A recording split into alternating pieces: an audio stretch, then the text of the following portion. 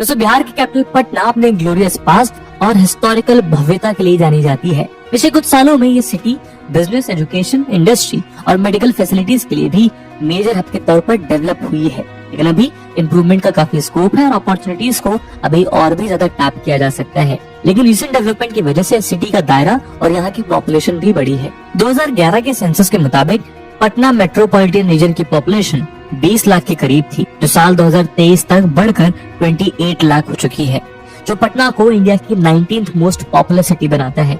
साथ ही सिटी में available employment, educational और दूसरी फैसिलिटीज के चलते आसपास के इलाकों के लोगों का माइग्रेशन भी इस एरिया में रैपिडली हो रहा है, जिसके चलते सिटी का ट्रांसपोर्टेशन सिस्टम सैचुरेशन पॉइंट तक पहुंच चुका है। पटना का एग्जिस्टिंग पब्लिक ट्रांसपोर्ट इंफ्रास्ट्रक्चर इसके ग्रोइंग पॉपुलेशन के हिसाब से नाकाफी साबित हो रहा है। साथ ही व्हीकल्स की बढ़ती संख्या एनवायरमेंटल पॉल्यूशन का कारण बनती जा रही है। ऐसे में रैपिडली डेवलपिंग सिटी में अब मेट्रो नेटवर्क एक माइलस्टोन बनने की कगार पर है।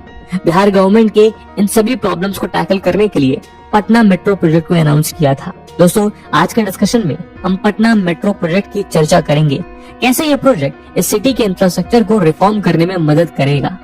इस वीडियो की इंपॉर्टेंस यूपीएससी प्रीलिम्स और मेंस के जीएस3 के इकोनॉमी सेक्शन के लिहाज से इंपॉर्टेंट है। तो चलिए शुरू करते हैं आज का डिस्कशन।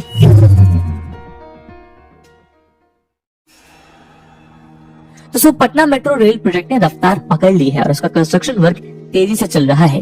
2 लाइंस और 24 स्टेशन के साथ पटना मेट्रो एक urban mass rapid transit system MRTS है। Patna metro rail corporation limited PMRCL द्वारा इसका कंस्ट्रक्शन वर्क किया जा रहा है, जबकि दिल्ली मेट्रो रेल कॉर्पोरेशन इसकी नोडल एजेंसी है। यानी DMRC की देखरेख में इस प्रोजेक्ट का डेवलपमेंट हो रहा है। 30.91 किलोमीटर लॉन्ग पटना मेट्रो के फेज 1 प्रोजेक्ट का डिटेल प्रोजेक्ट रिपोर्ट RITES यानी rail India technical and economic service द्वारा तैयार किया गया है, जिसे बिहार के स्टेट गवर्नमेंट ने 9 फरवरी 2016 को इसे अप्रूव किया। इसके बाद 25 सितंबर 2018 को बिहार गवर्नमेंट ने इसके इम्प्लीमेंटेशन के लिए ऑपरेटर या स्पेशल पर्पस व्हीकल के रूप में Patna metro rail corporation limited PMRCL को कॉन्स्टिट्यूट करने की मंजूरी दी थी। इसके बाद इसके इम्प्लीमेंटेशन में असिस्ट करने के लिए DMRC को जनरल कंसल्टेंट अपॉइंट किया गया।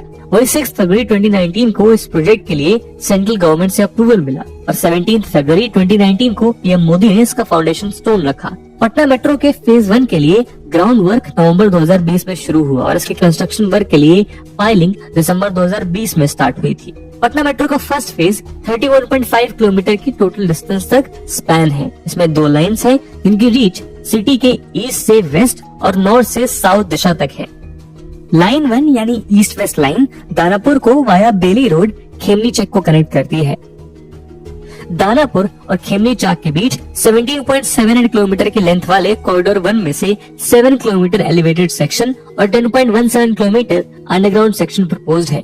इस कॉरिडोर में 14 मेट्रो स्टेशन होंगे, जिसमें 6 अंडरग्राउंड और 8 एलिवेटेड होंगे। ये स्टेशन दानापुर, सगुना मोड़, RPS मोड़, पाटलिपुत्र, रुकनपुरा, राजा बाजार, पटना जू, विकास भवन, विद्युत भवन, पटना जंक्शन, मीठापुर, रामकृष्ण नगर और जगनपुर और खेमनी चक है।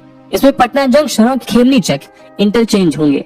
ये corridor Saguna Danapur main road, Bailey road, Fraser road, Patna junction, Mithapur bus stand और पटना सीतामढ़ी रोड जैसी मेजर रोड्स को लिंक करेगा।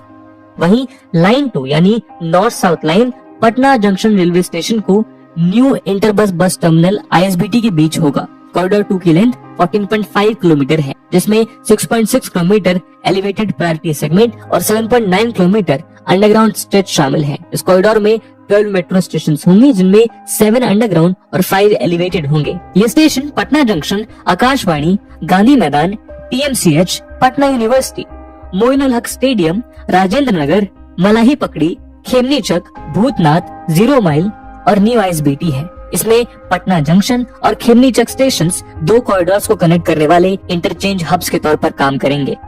इसमें से एलिवेटेड प्रायोरिटी सेक्शन में 5 स्टेशन होंगे।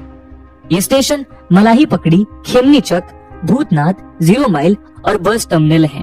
वहीं 7.9 kilometre long underground section Fraser road से राजेंद्र नगर स्टेशन के बीच रन करेगा और इसमें 7 अंडरग्राउंड स्टेशन होंगे। प्लान के मुताबिक एलिवेटेड प्रायोरिटी कॉरिडोर 2025 तक ऑपरेशनल होने वाला है, जबकि कॉरिडोर 2 के अंडरग्राउंड सेक्शन का काम 2026 तक पूरा होने की उम्मीद है।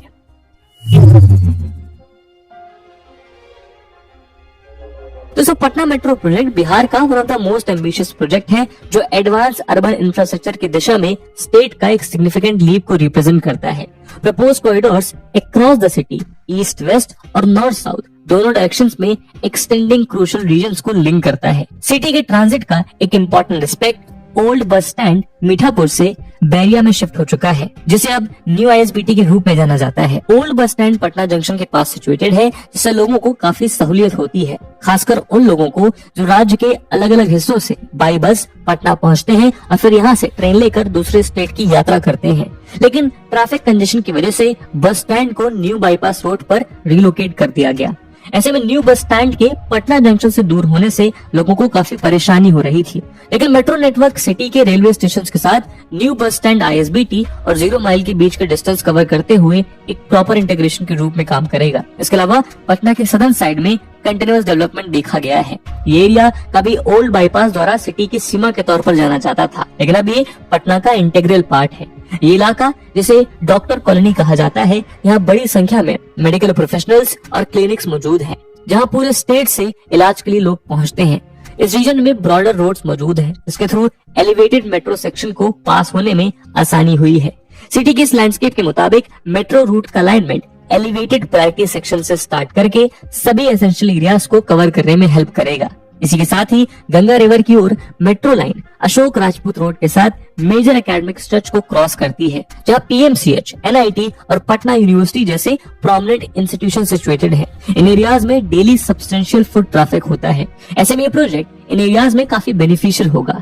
वहीं एडमिनिस्ट्रेटिव पर्सपेक्टिव से कैपिटल सिटी में मेट्रो नेटवर्क बेले रोड, इनकम टैक्स चौराहा और बिहार म्यूजियम जैसे रीजन्स को कनेक्ट करता है। इन रीजन्स में कई गवर्नमेंट और एडमिनिस्ट्रेटिव बिल्डिंग्स लोकेटेड हैं। वहीं मौजूदा समय में सिटी में बस सिस्टम सक्सेसफुल नहीं है और सिटी में रोड विड्थ लिमिटेड होने की वजह से इसे बढ़ाया नहीं जा सकता।